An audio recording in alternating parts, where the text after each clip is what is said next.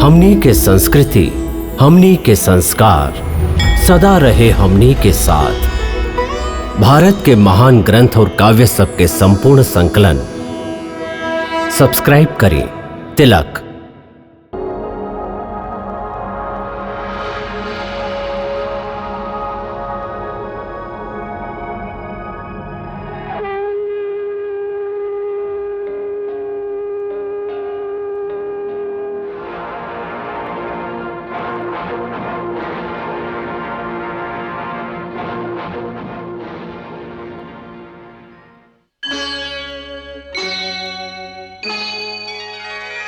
कृष्णा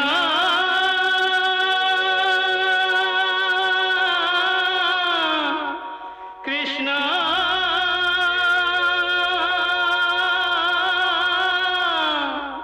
हरे कृष्णा हरे हरे।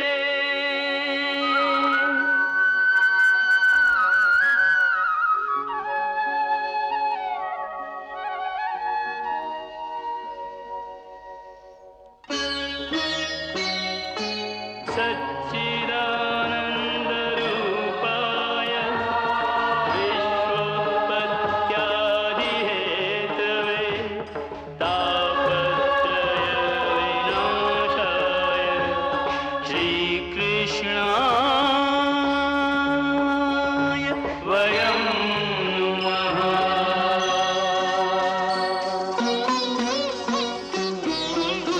श्रीकृष्ण गोविन्द हरे मुरारे, हे नाथ नारायण वासुदेव। हरे कृष्ण राधे राधे कृष्ण कृष्ण हरे राधे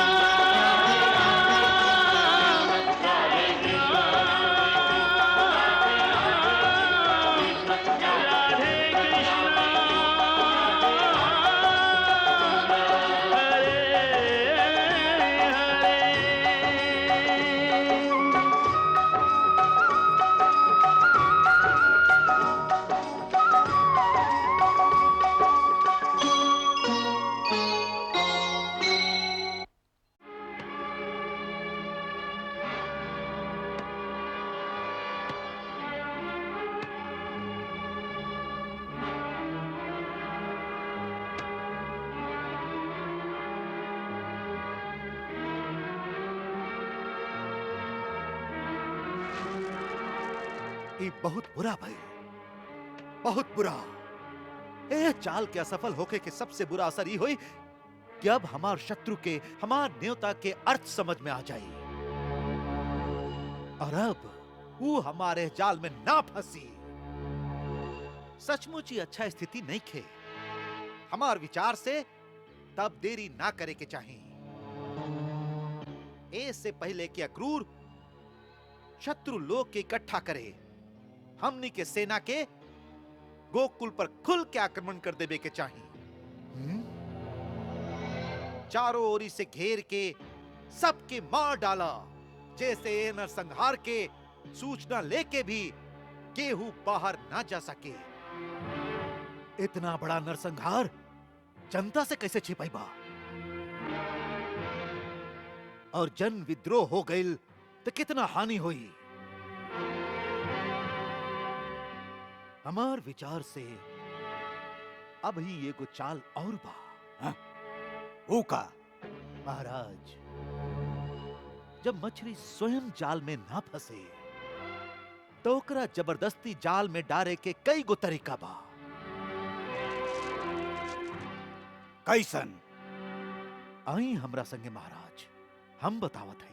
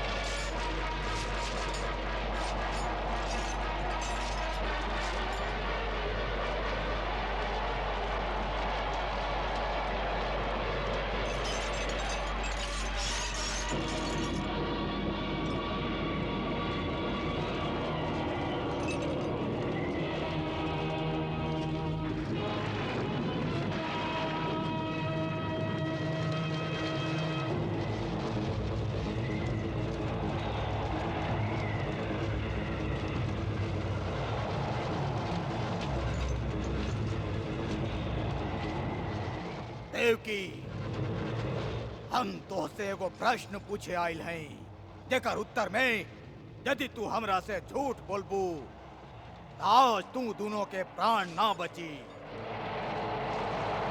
हम पहले भी एक बार वसुदेव से यह प्रश्न पूछले रही, जेकर उत्तर में ई खाली मौन धारण कर लिहले रहन। ई उहे मौन के परिणाम बा कि तू दोनों इतना बरिस से एक कारागार में सड़ रहल बाड़ा। आज फिर तोहके एगो अवसर देत हई, यदि तू सांच उत्तर दिहलू तो तू दोनों के कारागार से मुक्ति मिल जाई। बाकी आज ना झूठ से काम चली और ना मौन से। वसुदेव, तू अपना आप के सत्यवादी कहेला, यही से सत्य पहले हम तोहार मुंह से सुनल चाहत हई। आज भी हमार उहे प्रश्न बा कि कृष्ण नाम के लइका जे गोकुल में नंद के घरे पल रहल बा, का यह देवकी के 8वां संतान हा?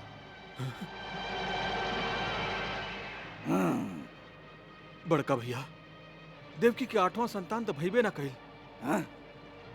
काहे कि एक बार देवकी के गर्भपात हो गेल रहे, ऐसे वो संतान तो भइल ही ना।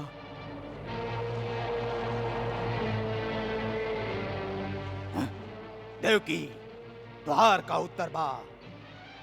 जे यहाँ के कहली उहे साच बा। शब्द के हेर फेर से झूठ साथ में ना बदल जाला। तू दोनों झूठ बोला तारा। हाँ, शायद तू जानत नहीं खा कि हमके साथ के पता चल चुकल बा और हमरा पास होकर प्रमाण भी बा। का प्रमाण बा? देवर्षि नारद के वचन। नारद जी? हाँ, नारद जी। ऊ एगो देवर्षि बाड़न, एगो देवता बाड़न, और ऊ कबो झूठ ना बोल सकेलन। ऊ स्वयं हमके बतैले बाड़न कि कृष्ण तोहरे बेटा हा। अब हमार बात के उत्तर दा कि का ई सांच बा? यदि देव ऋषि नारद के कहल गई बात पर आपके पूरा विश्वास है, तो फिर देवकी के हाँ या ना कहला से का अंतर पड़ जाई? अंतर पड़ेला वसुदेव, अंतर पड़ेला। काहे कि यदि तू ई स्वीकार करता रहा कि कृष्ण तोहरे बेटा बा, तो तू हमरा सामने वचनबद्ध बाड़ा। हाँ, तू स्वयं ओकरा इहुआ बुला के अपन हाथ से हमके समर्पित कर दा। तोहके याद बा आकाशवाणी के समय दिहल गयलू वचन?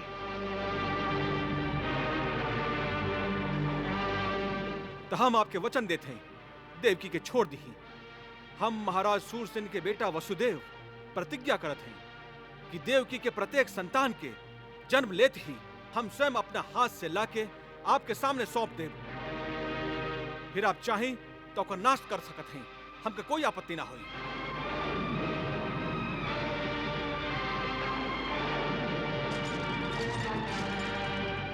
सत्यवादी वसुदेव, तू झूठा बाड़ा।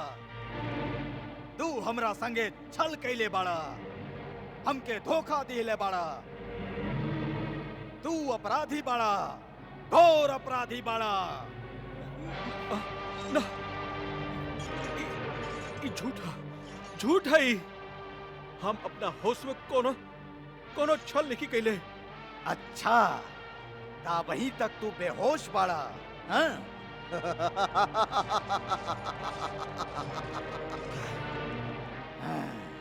तो के याद बा, ओह दिन भी तू ये कहले रहा और हम कहले रही कि जब तक तू होश में ना आवतारा, सांच बतावे खातिर तैयार ना होतारा, तब तक तू कारागार में रहबा और हम प्रतीक्षा करब। बाकी अब हमरा पास प्रतीक्षा के समय ना रहल। हम तो से अंतिम बार पूछत हई, तू सच्चाई के स्वीकार करता रहा कि ना?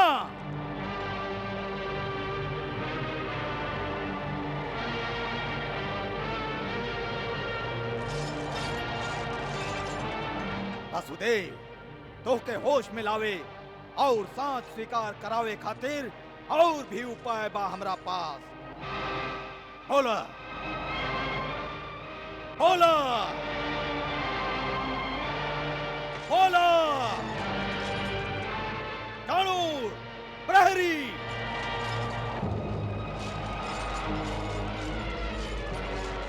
महाराज, वसुदेव के कारागार के अंधा कुआं में डाल दिहल जाए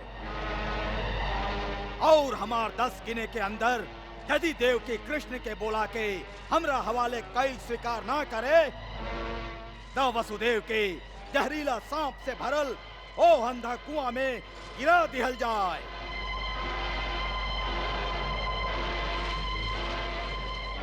ले जा, ले जा। जे आज्ञा महाराज।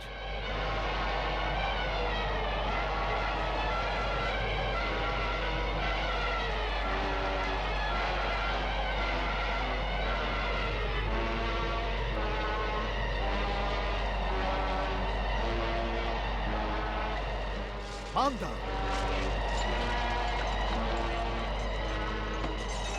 ना ना, दया करी, इतना अत्याचार मत करी।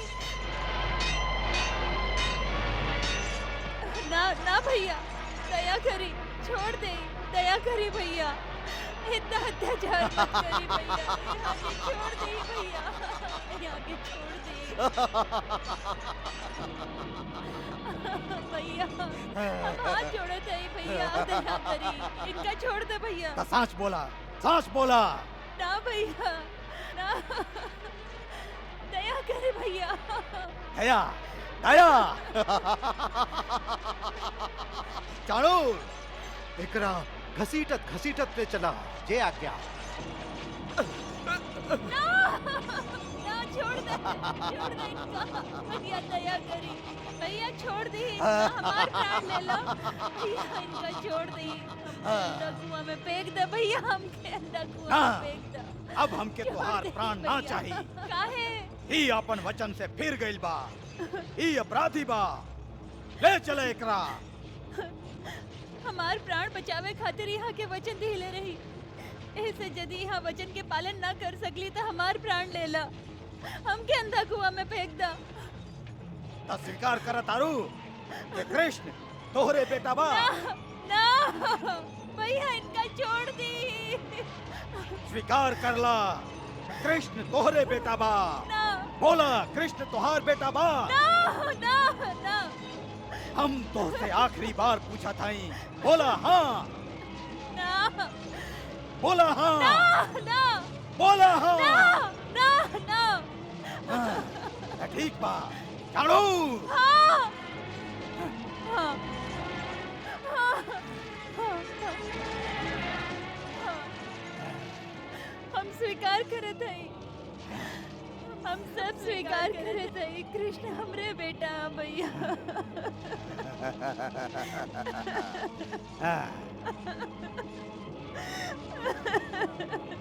अब सच स्वीकार कैलू, हाँ?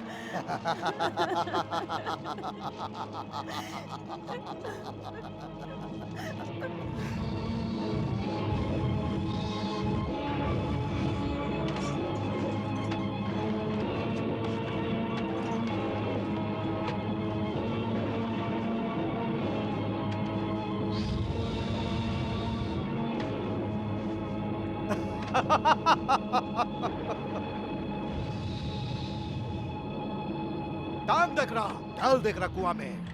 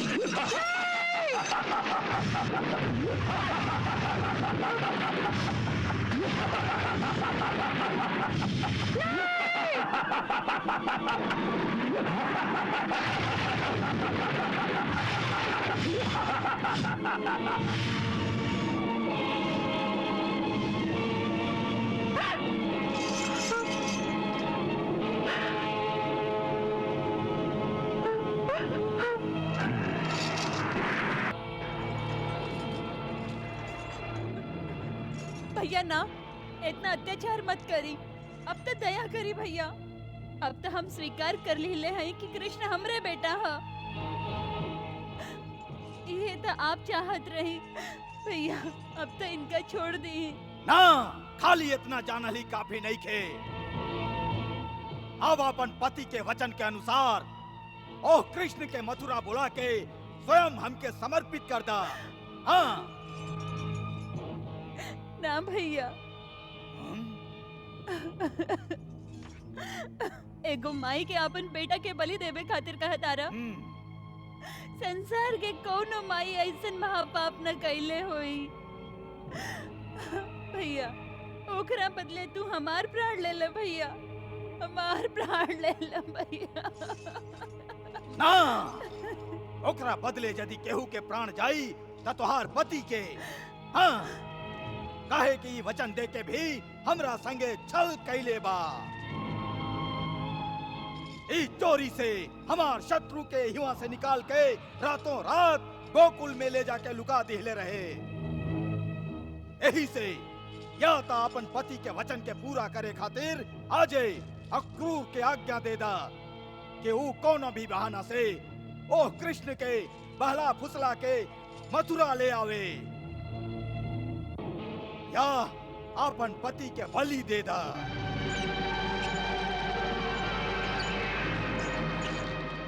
अपन पति के बलि दे दा। अपन पति के बलि दे दा। अपन पति के बलि दे दा। अपन पति के बलि दे दा।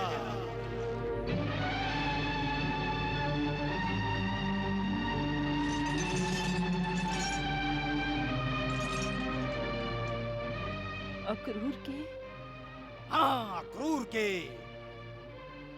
काहे कि खाली अक्रूर के कहला से ही वो आ सकेला। हमार गुप्तचर हमके बराबर सूचना देत रहेलन कि अक्रूर गोकुल जाके ओकरा से मिलत रहेलन। ऐसे हुआ सभे उनका पर भरोसा करेला, उनका तू लोगन के विश्वास पात्र समझेला। ऐसे उनका पर केहू शक ना करे और ये काम बहुत आसानी से हो जाए। ना, ना भैया, ना। हाँ? ना, हाँ? हमरा 7 गिने तक निर्णय करला कि तो के पति चाहे या बेटा। ए!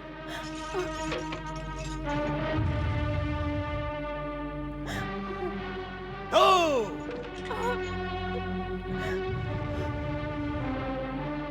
3 भैया, इनका छोड़ दी। 4 ना भैया, ना ना भैया, इतना अत्याचार मत करी। 5 ना,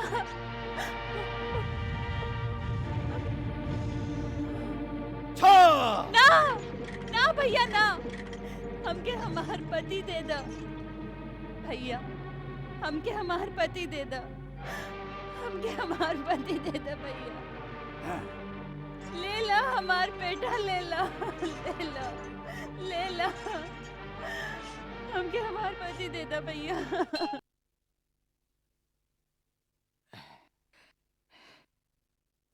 आप नहीं की जानत देवी, आप हमके का करे खातिर कह रहा हई, एक अर्थ आप समझत हई?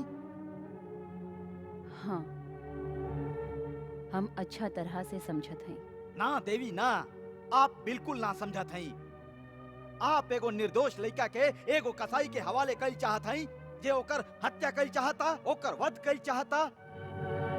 हम जानत हैं। और फिर भी आप हमके कृष्ण के मथुरा लावे के आज्ञा दे रहा हई। हम कृष्ण से का कहब उनका से कि आपके माई आपके हत्या करावे खातिर आपके मथुरा बुलावले हई। इतना कुछ कहे के जरूरत नहीं है। बस इतने कहब कि ओकर माई के आज्ञा है कि वो आपके संगे मथुरा आ जाए। यदि वो पूछलन का है, यदि वो आवे से इनकार केलन तब?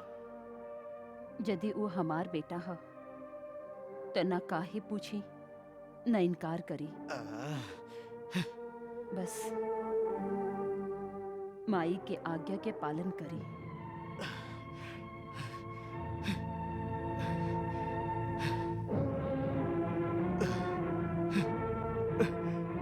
वसुदेव जी, भाभी तो राजनीति के ना समझेली, बाकी आप तो समझत हई। कृपा करके आप इनका समझाई इनका कि आपन आदेश वापस ले लेवे ई राजनीति के ना जाने ली। बाकी आप तो समझ सकत हई, ई आत्महत्या है कुमार, ई आत्महत्या है।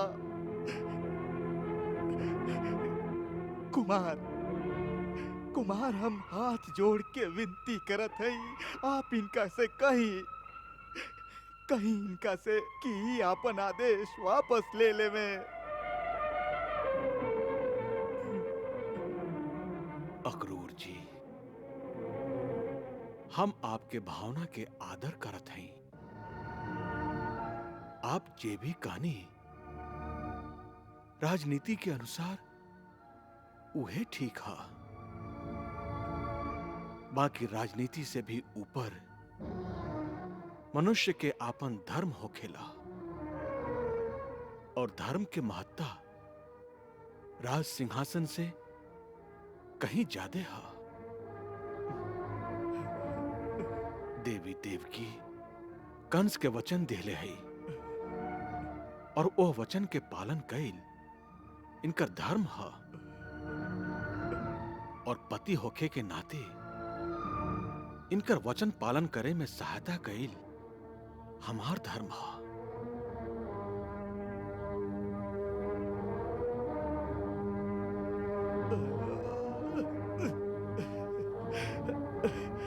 भाभी, भगवान खातिर हमार बात पर फिर से विचार करी। जे बाजी हम लोग जीत सकत हई भाभी, जे जीत सकत हई ओह में इस तरह हमके हार मत दियाई भाभी, हार मत दियाई।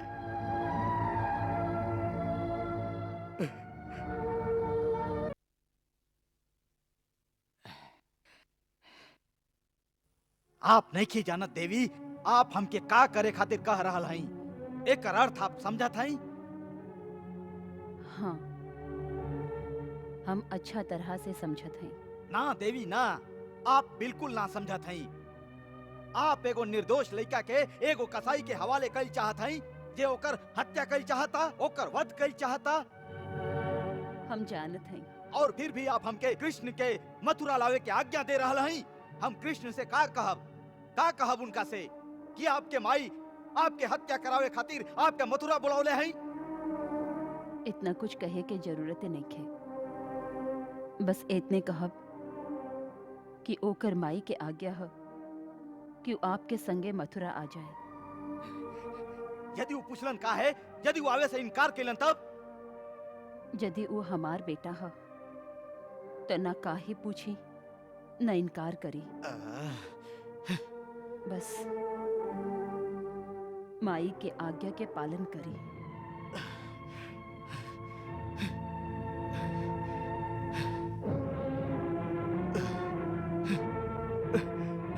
वसुदेव जी, भाभी तो राजनीति के ना समझेली, बाकी आप तो समझत हई। कृपा करके आप इनका समझाई इनका कि आपन आदेश वापस ले लेवे ई राजनीति के ना जाने ली। बाकी आप तो समझ सकत हई, ई आत्महत्या है कुमार, ई आत्महत्या है।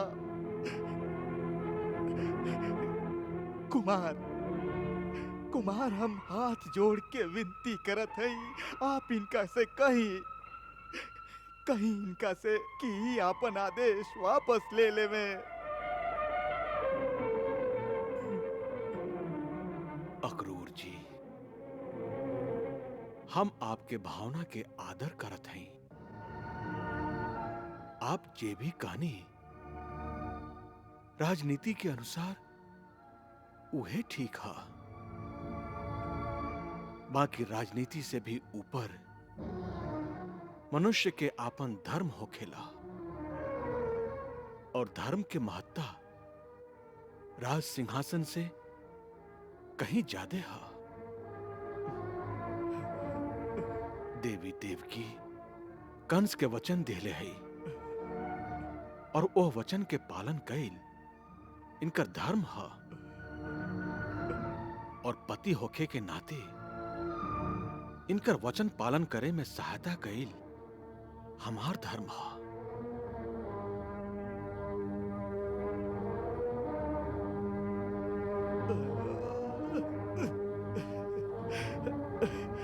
भाभी, भगवान खातिर हमार बात पर फिर से विचार करी। जे बाजी हम लोग जीत सकत हैं भाभी, जे जीत सकत हैं ओह में इस तरह हमके हार मत दियाई भाभी, हार मत दियाई।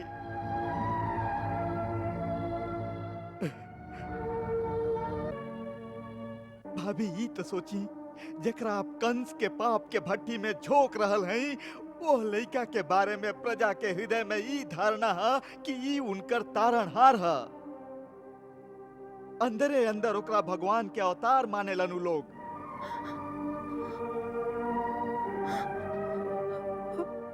अक्रूर जी, कृष्ण यदि भगवान है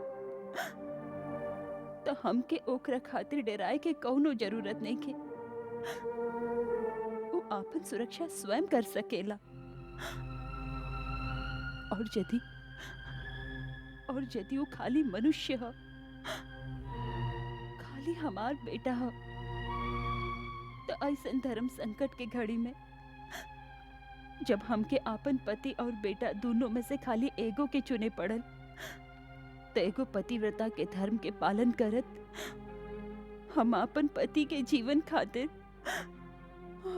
अपन बेटा के बलिदान देहल स्वीकार कैली।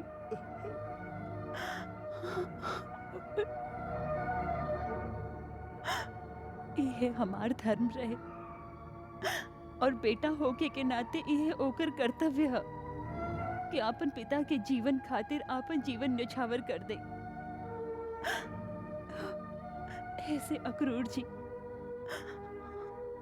हमार आज्ञा अटल है, ओकर पालन कइल जाए।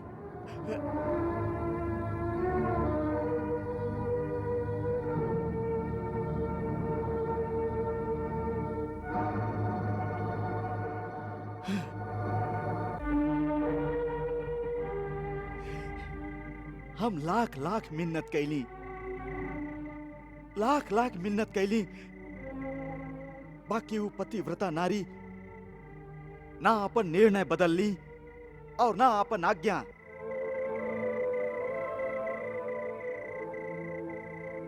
मित्रगण, अब अपन स्वामी के आज्ञा के पालन करे के सिवाय हमरा खातिर और कौनो दूसरा रास्ते नहीं खे।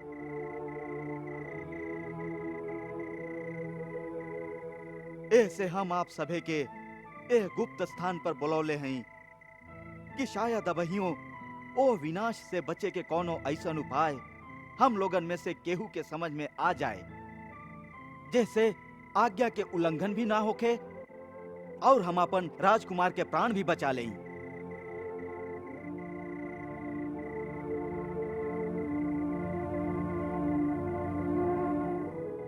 एगो बात तो साफ है कि देवी खाली राजकुमार कृष्ण के बुलावे के आज्ञा दिले हैं, तो हमके सबसे पहला काम ई करे के चाहिए कि राजकुमार बलराम के जल्दी से जल्दी वहां से निकाल के कोनो दूसर जगह पर ले जाएं।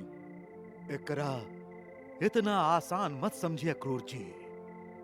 यह बात के हमके विश्वास है कि जब आप गोकुल जाइब तो कंस आपके प्रतीक्षा में चुप ना बैठल रही।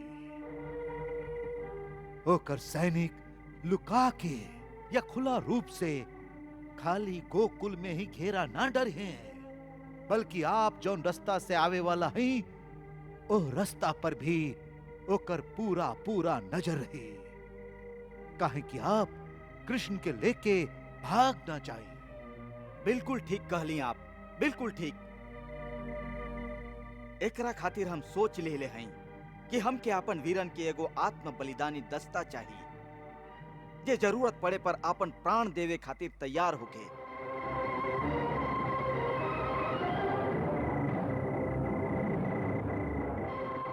ओह आत्म बलिदानी दस्ता के 3 गो टुकड़ी हुई। पहला टुकड़ी राजकुमार बलराम और उनकर माई देवी रोहिणी के रातों रात गोकुल से निकाल के आपन गुप्त सैन्य शिविर तक पहुंचाई। ऊ दस्ता के दूसर टुकड़ी जे यमुना के ओह किनारा पर हमार आस पास रही, जे राजकुमार कृष्ण के अंगरक्षक हुई हैं।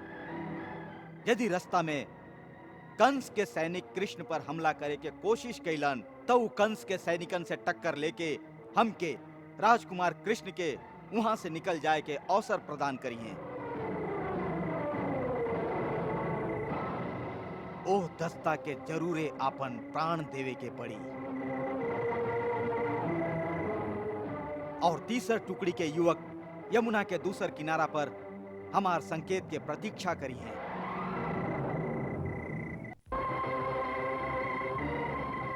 हमार मस्तिष्क में एगो अद्भुत नाटक के योजना सूझ रहल बा। कैसन नाटक? मथुरा आवे खातिर हमके सिद्ध घाट से नाव लेके यमुना तो पार कर ही के पड़ी। हाँ, त नाटक ई है, जब नाव से हम मझधार तक पहुंचब त नाव के उल्टे के नाटक कइल जाई। कंस के सैनिक और गुप्तचर त देख ही रहल हुई हैं। एह नाटक से ई सिद्ध हो जाई कि नाव के उल्टे से कृष्ण के संगे अक्रूर भी नदी में डूब गईले। बाकी हमार गोताखोर साथी हम लोगन के बचा के पानी के अंदरे अंदर दूसर किनारा तक पहुंचा दी हैं, जहां एक निश्चित जगह से हम लोग वेश बदल के मथुरा से बाहर निकल जाए। सुंदर योजना तो अच्छा बा।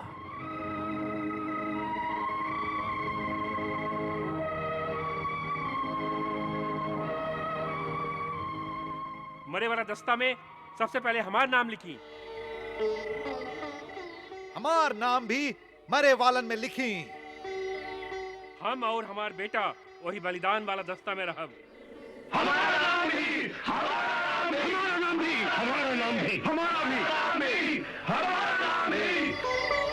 यादव वीरन के यह शान है, जब बलिदान के समय आवेला तब पंक्ति में सबसे आगे ठाड़ रहेलन।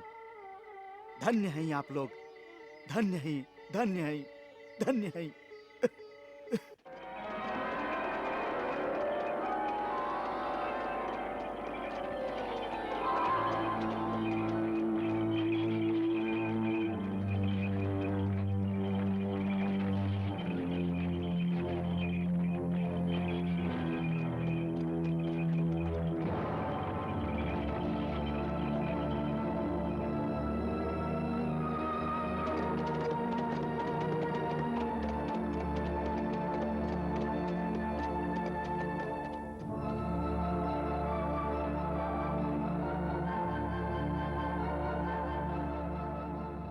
हम लोग गोकुल के प्रवेश मार्ग पर पहुंच गए हैं। आप लोग बगीचा के चारों ओर फैल जाएं और ध्यान रखें कहीं कंस के सैनिक हमार पीछा तो ना कर रहल बाड़न।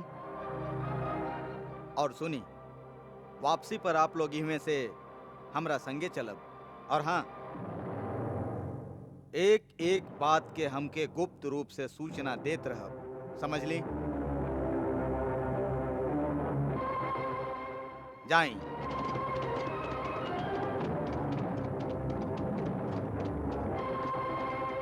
चला सारथी।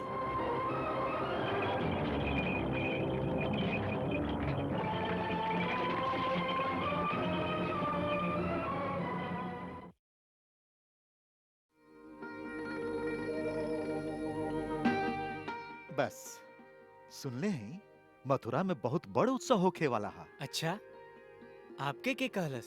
अरे आपन उ कलवा है ना, रोज मथुरा सब्जी बेचे जाला, उहे बतौलस। कहत रहे कि महाराज आज्ञा दिहले बाड़न कि मथुरा नगरी के दुल्हन की तरह सजा दिहल जाए। राज्य के कोना कोना से लोग आ रहल बाड़न, बहुत बड़ा उत्सव हुई। बाकी अचानक ही उत्सव कैसे बाबा?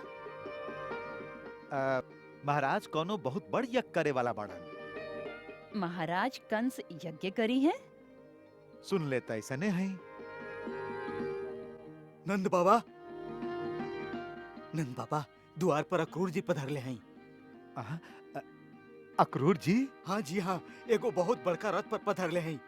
अच्छा, हम आवत हैं। यशोदा, थोड़ी का ठहर जा, अब अच्छा समय पर आगिल बाड़न, तब भोजन उनका संगे ही करब।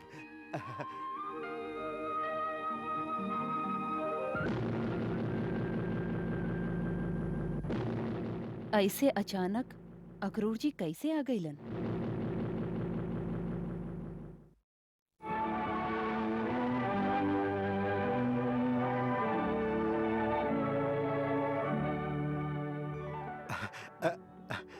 अक्रूर जी, आई आई, स्वागत बा आपके। प्रणाम नंद बाबा। प्रणाम।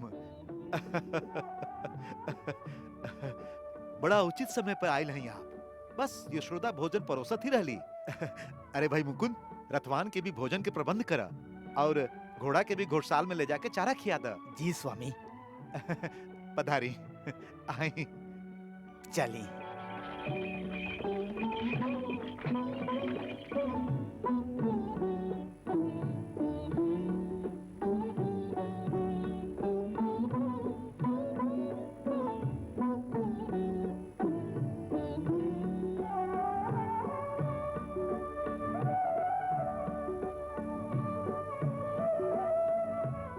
पधारी।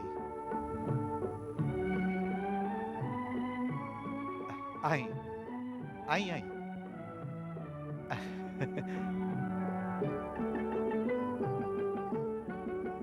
प्रणाम रानी जी। प्रणाम अक्रूर जी। भाभी प्रणाम। प्रणाम। आयुष्मान होखा।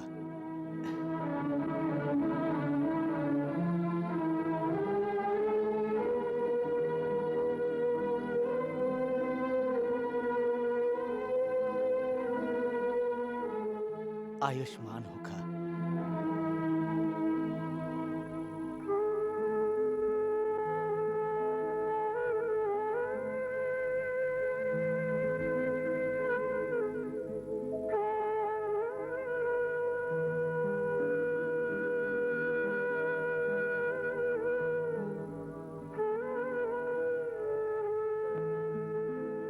विराजी अक्रूर जी, आई। विराजी।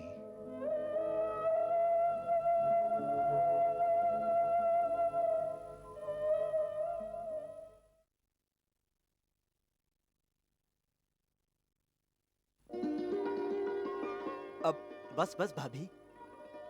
भाभी कितना खियाई? इतना दूर से आयल हैं आप, भूख भी लागल होई और थकान भी होई। ऐसे थोड़ी का ज्यादा तो खाए के ही पड़ी। भूख और थकान तो आपके स्नेह से ही मिट जाला भाभी।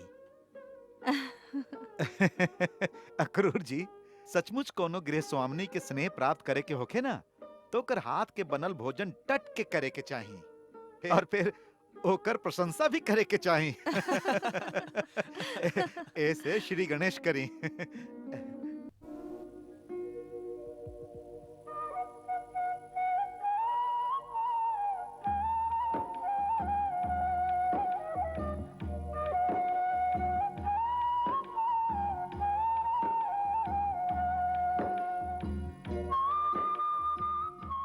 आहा, भाभी लागता भोजन में आप अमृत भर दिले हैं। इतना जल्दी प्रशंसा करब तो झूठ लगी। अक्रूर जी, नंदराय जी कहत रहन महाराज कंस कौनो यज्ञ करे जा रहल बाड़न। हाँ देवी जी, कंस एगो बहुत बड़ा यज्ञ करे जा रहल बा।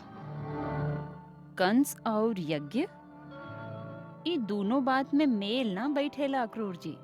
बाकी सांच बा देवी, ई सांच बा। मथुरा के राजकुल के पास एगो दिव्य धनुष बा, जे परशुराम जी इनकर पुरखन के प्रदान केले रहन। पुरोहित सत्यक के कहला से कंस एगो महान धनुष यज्ञ के आयोजन केले बा। ओह समय मथुरा में एगो बहुत बड़ा उत्सव मनावल जाई, जेकरा खातिर सगरे प्रदेश के बड़का बड़का वीर योद्धा लोग के न्योता भेजल गइल बा कि राजधानी में आके आपन आपन वीरता के प्रदर्शन करें।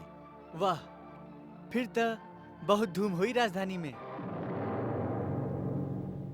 दाऊ भैया, फिर हम लोग के भी चले के चाहिए। अवश्य चले के चाहिए। बाबा, हम लोग सब उत्सव में चलब। हम तोहके कौनो उत्सव में ना जाए देव। अरे तोहार ओहवा का काम बा? माई, वहाँ जगह जगह से बड़का बड़का परमवीर योद्धा आई हैं। उनकर वीरता के करतब देखब तो बहुत आनंद आई। तू कौन इतना बड़का वीर बाड़ा जे वीरता के करतब देखे जाइबा? अरे ओहवा सब योद्धा लोग अस्त्र शस्त्र ले मदिरा पी के बाजार में घूमत फिरे हैं और कौन जाने कब नशा में धुत होके वो आपस में ही जूझ पड़े। और फिर तू कहाँ बचत फिरबा ऐसन वातावरण में? ना दैया ना, हम तोके ऐसन वातावरण में कबो ना जाए देब, समझ लिया? हाँ। लो, माई तो सब बंटाधार कर देली। बाबा, अब आप ही मनाई ना माई के। भाई तू जाना और तुहार यशोदा माई जाने, हम के ई झगड़ा में मत डाला। काहे अक्रूर जी? हाँ बिल्कुल ठीक कहली आप। काका, आप भी यही लोग के साथ हैं। भाई हम का कर सकत हैं? काहे नंदराय जी? अब केहू कुछ न कर सकी।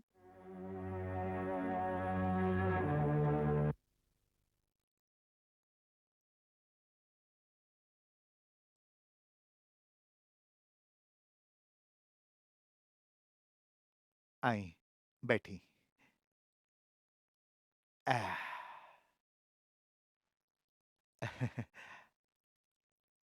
लिही मुखवास।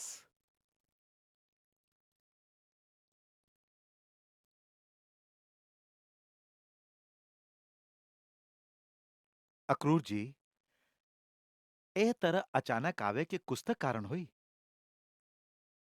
का बात है?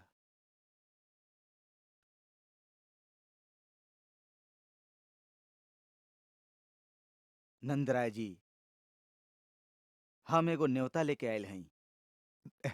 न्योता के कर? महाराज कंस के।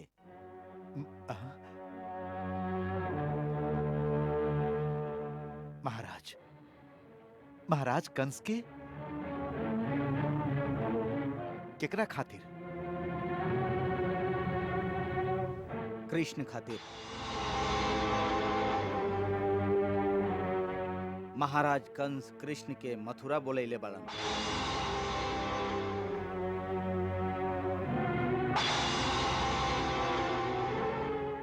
कृष्ण मथुरा? अब हम कुछ समझ ली ना। महाराज के कृष्ण से मथुरा में का काम बा? मथुरा के उत्सव में राज्य के सगरे वीर आपन आपन वीरता के प्रदर्शन करिए। महाराज कंस चाहतारन कि कृष्ण भी वो अवसर पर आवे।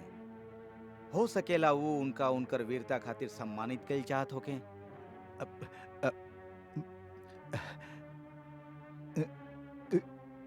कृष्ण वो योद्धा लोग के बीच कहा कह रहे हैं आप?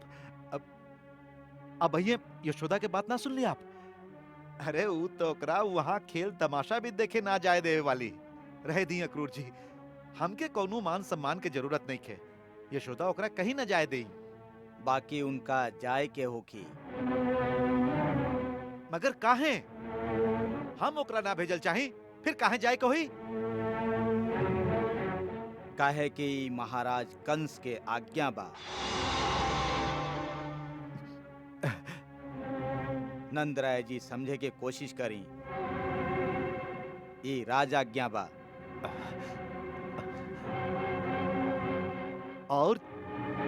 और यदि ओकरा हम ना भेजीता त राजाज्ञा भंग करे पर सैनिक भी आ सकेलन। और हमार विचार से राजा के सैनिक गोकुल के आसपास ही कहीं हुई हैं और देख रहल हुई हैं कि राजा के आज्ञा के पालन हो रहल बा या ना।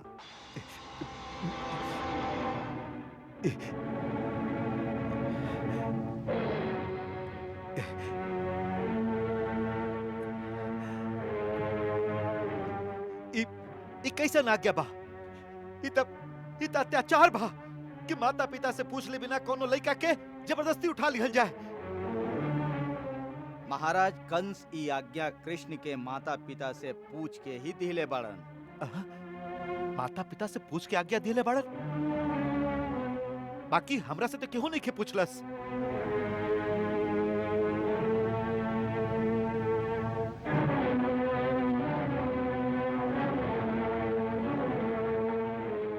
नंदराय जी, कोनो कोनो सत्य बड़ा भयंकर और दुखदाई होखेला।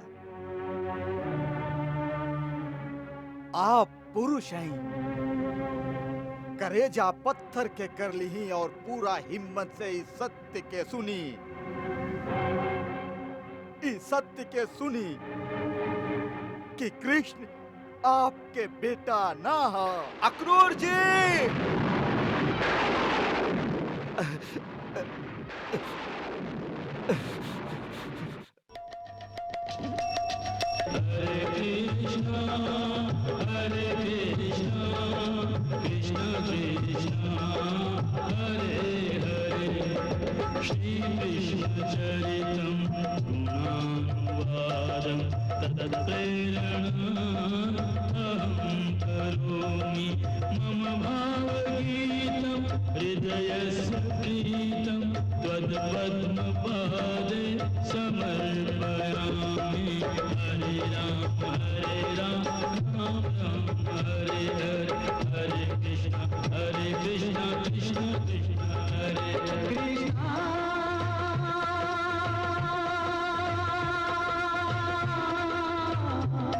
Krishna